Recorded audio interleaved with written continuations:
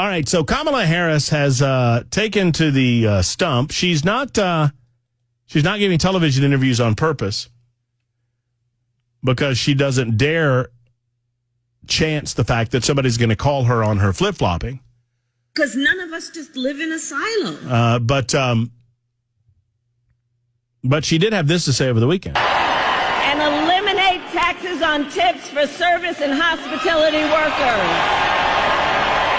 So I wonder where she got that idea, huh? Donald Trump's been talking about his desire to eliminate taxes on tips so long now that many people are starting to put it on their receipts. If they are in a place of business and they have a waiter or a waitress, I've seen it on several occasions. Actually, some of my friends I watched to do it. No taxes on tips. Vote for Trump if you want no taxes on tips. Kamala is now discussing this concept of no taxes on tips. She's co-opting it, and the media is allowing her to get away with it. Now, that's fine. If Kamala Harris wants to give Donald Trump due credit for his policy idea that she is co-opting into her campaign, that's all good. Vice President Kamala Harris copied a campaign promise first announced by former President Donald Trump to eliminate taxation on tips. The same woman also voted in 2022 to pass legislation that allowed the IRS to track down workers' tips so that they could be taxed. Do not expect the mainstream media to go into this. On August 7th, 2022, Kamala Harris, as Vice President of the United States, cast the tie-breaking vote to pass the Inflation Reduction Act that has done nothing to reduce inflation. You cannot pour billions and billions and billions and billions of additional dollars that you're printing from the U.S. Treasury into the American economy and expect that to have a positive impact on high inflation. Economics do not work that way. Provided $80 billion in additional funding to the IRS alone. This would provide the IRS the resources to get to work cracking down on the service industry's reporting of tips so that they can be taxed. Kamala Harris's Facebook account, as a matter of fact, this, according to Breitbart, noted 2 years ago today, I proudly cast the tie-breaking vote to pass our Inflation Reduction Act. On this vote, the yeas are 50 and the nays are 50, the Senate being equally divided. The vice president votes in the affirmative and the bill as amended is passed, Harris said in the August 7th, 2022 video.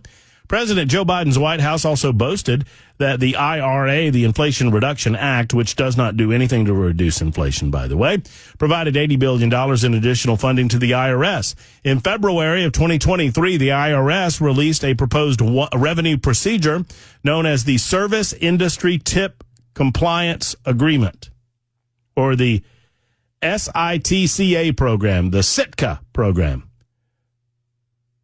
The agency described the program as, quote, a voluntary tip reporting program between the IRS and employers in various service industries that would include monitoring of employee compliance based on actual annual tip revenue and charge tip data from an employer's point-of-sale system and allowance for adjustment in tipping practices from year to year. According to the Americans for Tax Reform, there's no reason they'd be issuing guidance on how to crack down on this if it was only going to end up being voluntary. Ultimately, the goal is to go and grab as much revenue as possible from wherever they can. According to Mike Palitz, P-A-L-I-C-Z. I'm going to go with Mike Googly Moogly. According to Mike Googly Moogly of the Americans for Tax Reform, they told us they're not going to be coming after people earning less than $400,000. Here's a new IRS rule that's focused on bringing in tips from waitresses. Once again, the Biden-Harris regime depend on a dishonest media in order to lie with impunity. And now they've decided that this no taxes on tips idea is a good one because it is, and it truly does affect the average Joe citizen, especially those of us who involve ourselves in the service industry from time to time. And for those of you who work in the service industry, it is a good idea. I think it's a better idea to stop taxing any income for people who are 65 and older and have started to taking Social Security, or better yet, stop.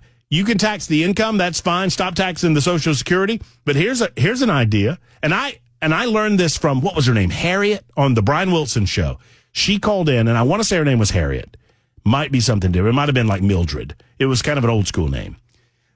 But she was like, why do they limit our ability to work when we're on Social Security? Which is a good question.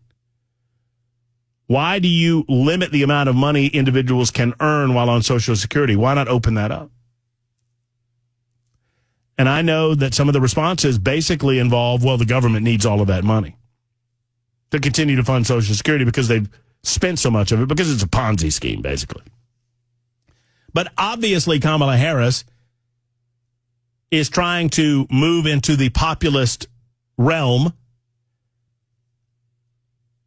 by co-opting this idea. And she knows, and her campaign knows, that if they insulate themselves from the mainstream media, they will not have to answer the one-off question, wait a minute, did you not cast a tie-breaking vote 2 years ago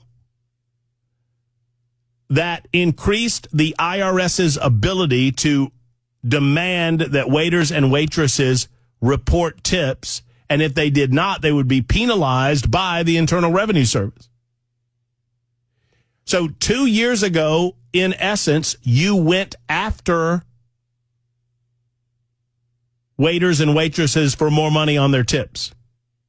Now you have flip-flopped on this issue as well, and you are saying you're in favor of the Donald Trump idea that we're not going to tax tips.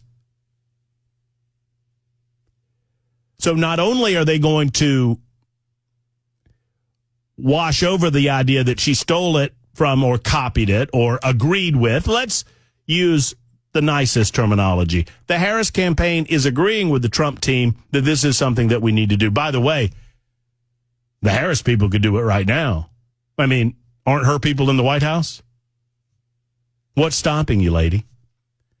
Last week, it owned me, and I couldn't help it. And I know that I should be better than this, and I know that I should expect it. But she stood there on a stage and talked about what she was going to do to repair the economy when she became president of the United States. I'm like, what the hell turnip truck do you think we just fell off of? What coconut truck do you think we just fell off of?